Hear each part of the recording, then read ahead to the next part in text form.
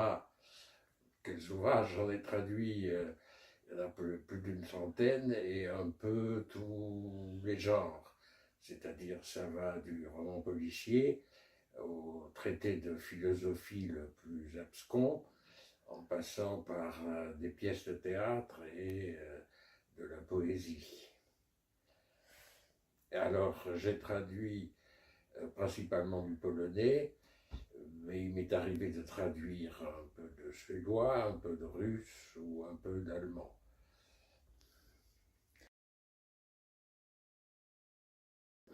Alors, La saison des fraises, c'est le titre d'un recueil de nouvelles d'une jeune autrice polonaise, féministe, militante de Solidarność en son temps, originale dans son écriture, engagée.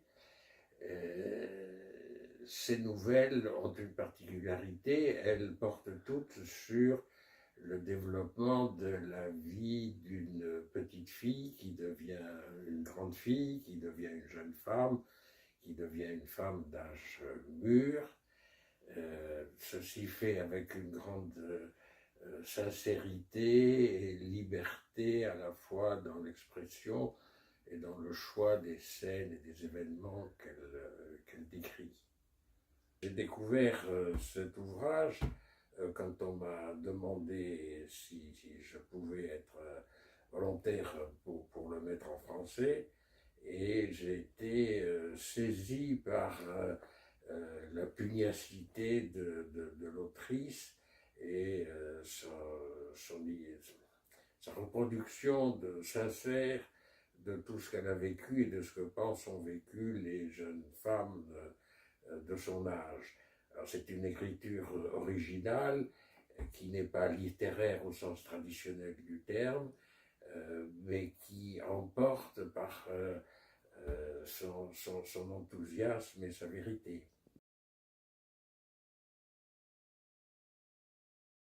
Ah, alors j'ai deux sortes de rituels.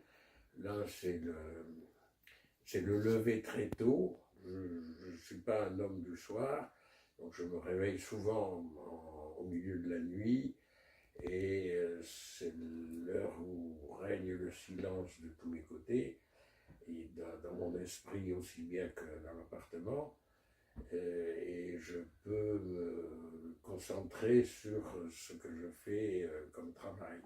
Ça, c'est un rituel. Deuxième rituel, vous avez mentionné la musique, et en effet, sans y avoir réfléchi, ce n'est pas quelque chose de pensé à l'avant, j'écoute France Musique lorsque je travaille, et je me suis aperçu que, ça berçait mon esprit dans des rythmes, et c'est important pour un traducteur, et en même temps, je me suis aperçu qu'à certains moments, le silence absolu était indispensable au traducteur. Il m'arrive de couper la radio lorsque certaines difficultés professionnelles apparaissent. Le hasard de la naissance. En fait, ma mère était suédoise, elle était venue faire de la musique à Paris, et me voici. Et ça date d'avant la guerre. Alors, juste après la guerre, elle est allée montrer ses enfants à sa propre mère en Suède, donc j'avais 5 ans, et j'avais commencé à lire en français un peu le suédois, elle est arrivée en Suède, je suis passé complètement en suédois, et ce que j'ai découvert, c'est qu'on peut dire des choses sur une réalité unique, des choses différentes avec d'autres sens, et les deux sont vrais. Et c'était une sorte de découverte intellectuelle, d'ouverture, qui ne m'a ensuite jamais quitté.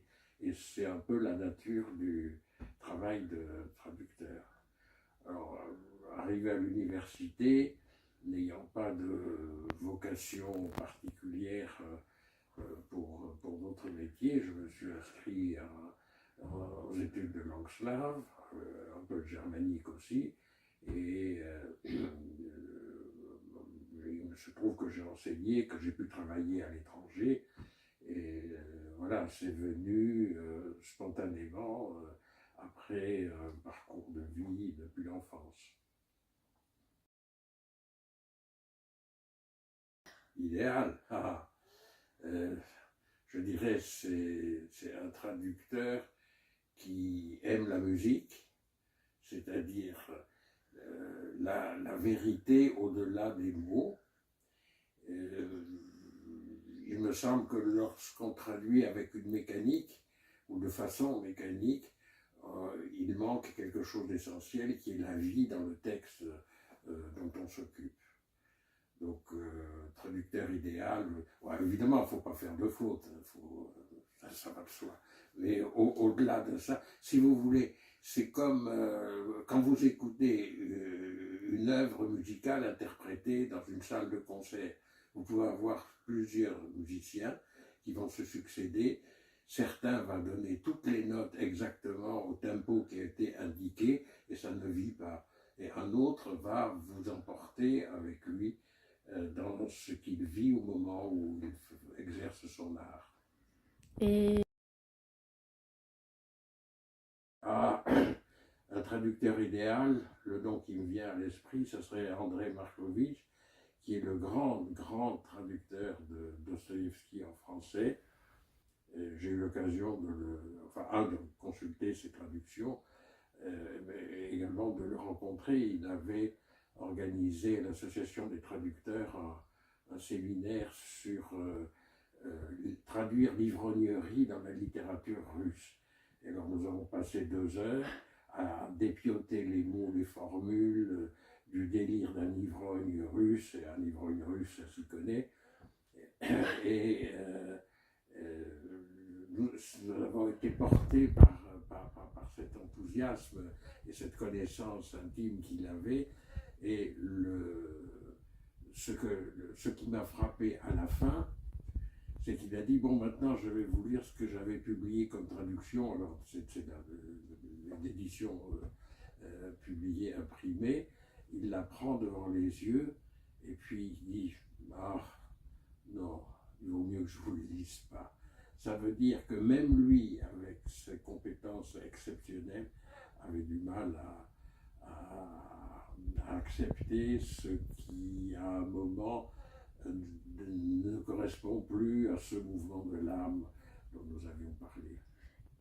et Alors, une traduction vieillit forcément puisqu'elle est réalisée à une certaine date.